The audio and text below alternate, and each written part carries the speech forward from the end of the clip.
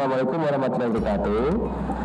Pagi ini saya kedatangan tamu cilik, yaitu nama siapa? Mbak siapa? Mbak Clara. Mbak Clara siapa namanya? Jasmine Azalia Clara Manumaya.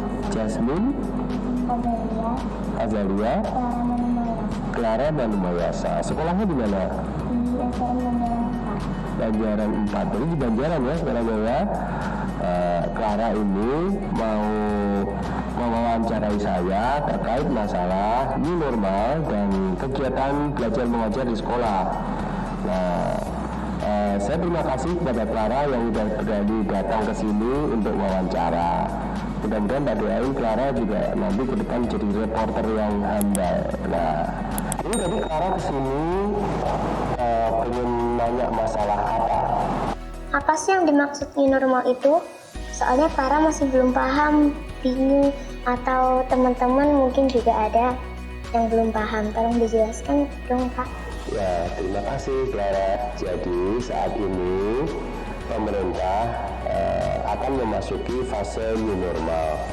New normal itu sebenarnya kalau di pelajaran SD ya, kalau di pelajaran SD itu adaptasi, menyesuaikan diri. Menyesuaikan diri itu adalah bisa menyesuaikan diri dengan panas matahari, kita pakai topi atau pakai payung. Nah, kalau ini kita menyesuaikan diri terhadap virus corona. Nah, new normalnya bagaimana? Kita harus berjarak seperti ini 1,5 meter duduknya. Lalu kita harus kemana-mana menggunakan masker, atau kalau seperti ini kita pakai face shield, pelindung wajah. Nah, seperti ini itu adalah fase-fase new normal. Nah, oleh karena itu ke depan ada kemungkinan sekolah nanti juga akan dibuka, tapi dengan protokol kesehatan. Di fase new normal ini, apa itu protokol kesehatan? Sering cuci tangan, satu itu. Yang kedua pakai masker. Yang ketiga nggak boleh berkerumun, harus physical distancing atau menjaga jarak. Jadi biasanya Clara kalau di sekolahan ngumpul sama teman-teman, bercanda, bermain, nah ini boleh bermain tapi tidak boleh berdekatan, harus menggunakan masker. Bapak Ibu guru juga sama, harus menggunakan masker juga. Masuk sekolah pun juga sama, masuk sekolah nanti harus harus cuci tangan, harus ada protokol kesehatannya.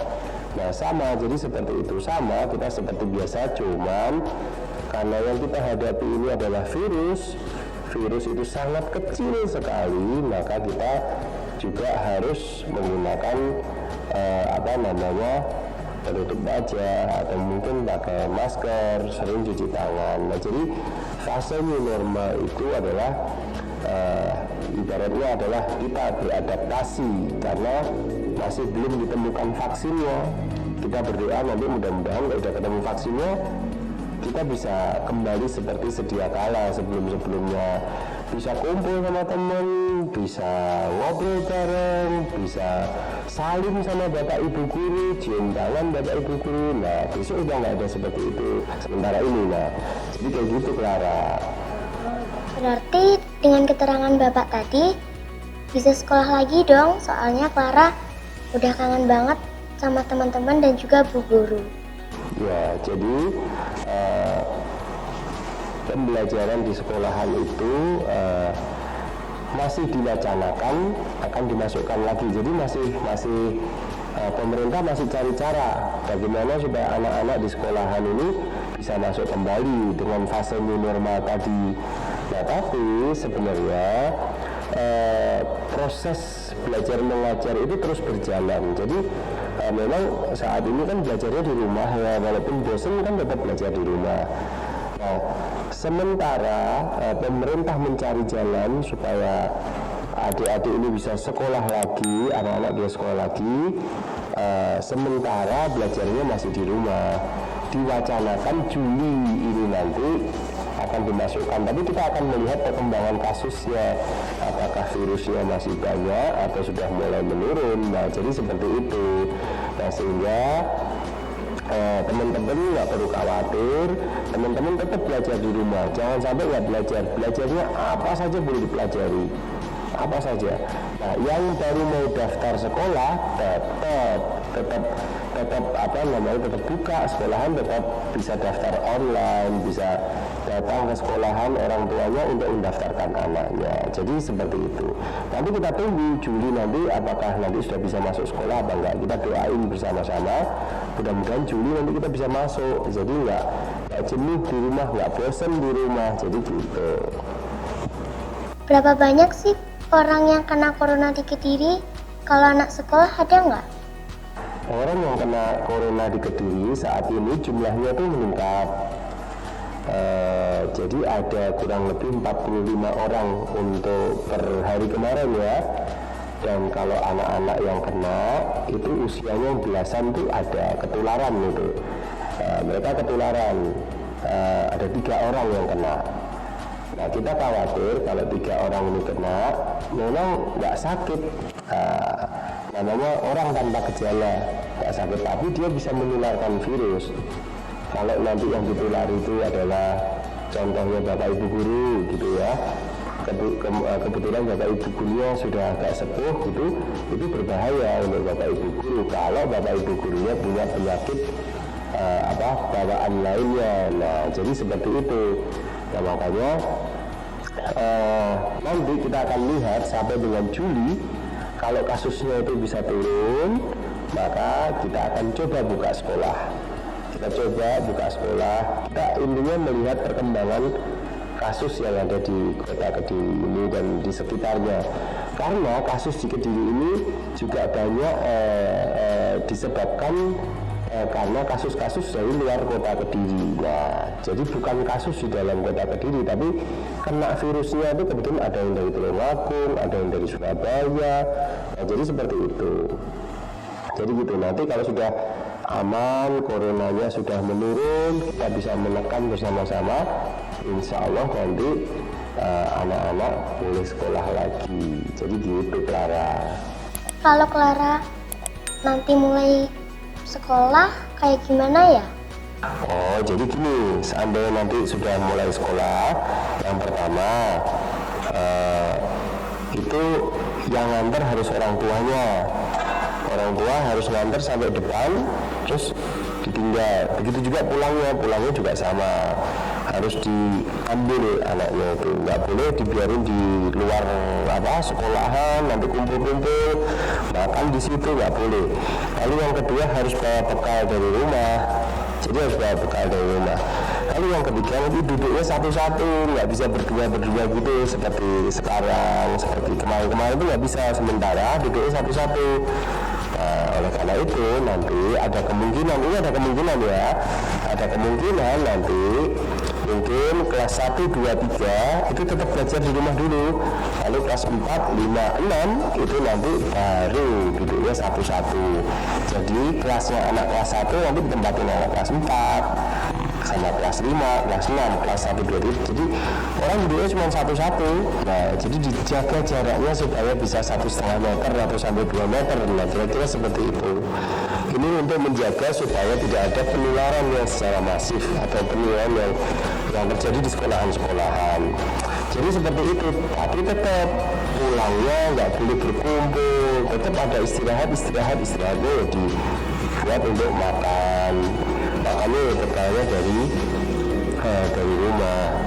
Orang tua juga gitu, habis jemput anaknya langsung. Jadi nggak boleh nggak boleh diajak kemana-mana dulu. Jadi ini harus dari rumah ke sekolahan. Lalu di sekolahan juga sama, nanti akan kita sediakan tempat cuci tangan sebanyak mungkin.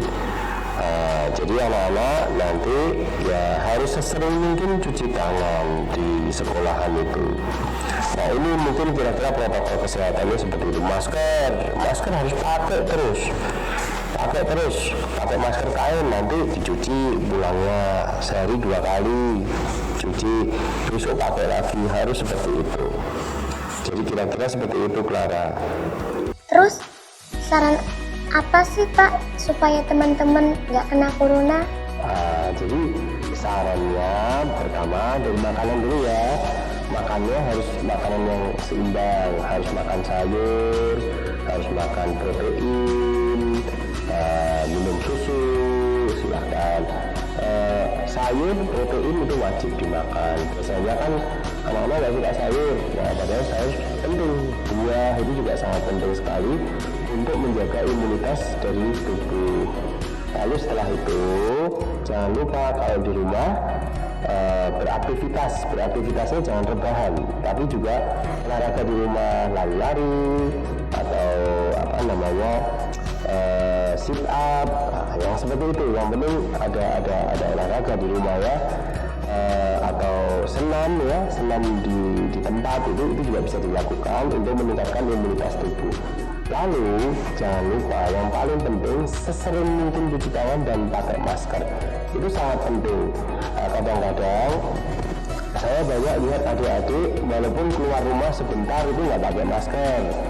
Juga saya sering lihat adik-adik kalau pas makan juga nggak mau cuci tangan dulu, itu yang paling bahaya. Karena penularan virusnya itu bisa juga kita pas pegang apa, nah itu virusnya nempel di sini. Nah kalau cuci tangan virusnya bakal mati pakai sabun ya. Cuci tangannya harus sesering mungkin pakai sabun. Atau biasanya kalau di kantor-kantor itu disediakan hand sanitizer. Tapi tetap yang paling bagus cuci tangannya adalah pakai sabun. Dan kemana-mana jangan lupa pakai masker. Jadi seperti Clara, teman-teman itu di rumah harus punya masker minimal harus punya dua, sehari dipakai. Nanti kalau udah ini dicuci, sampai rumah langsung dicuci, dijemur sebentar, sudah kering, besok siap untuk dipakai lagi. Jadi sehari kalau beraktivitas ya maksimal 4 jam pakai masker itu. Kira-kira seperti itu, 4 jam nanti ganti lagi. Nah, jadi seperti itu ya. Nah teman-teman, tadi sudah banyak dijelaskan oleh Pak Wali tentang waktu nanti kita di sekolah dan new normal. Tetap belajar di rumah, sering-sering cuci tangan pakai sabun, dan jangan lupa pakai masker. Terima kasih Clara atas ngobrol barengnya. Ini informasinya sangat berguna khususnya bagi para wali murid, bagi siswa dan semuanya. Yaitu jangan lupa cuci tangan, pakai masker, lalu makannya pun juga makanan yang sehat gitu ya, semua jaga jarak. Juga orang tua nggak perlu khawatir kepada putra putrinya kalau nanti di sekolahan. Yang penting ikuti instruksi dari pemerintah akan membuatkan aturan-aturan. Untuk saat ini pemerintah masih belum, tapi nanti ada kemungkinan kita akan mencoba untuk membuka sekolahan dengan beberapa mekanisme atau cara-cara yang lainnya. Terima kasih. Assalamualaikum warahmatullahi wabarakatuh.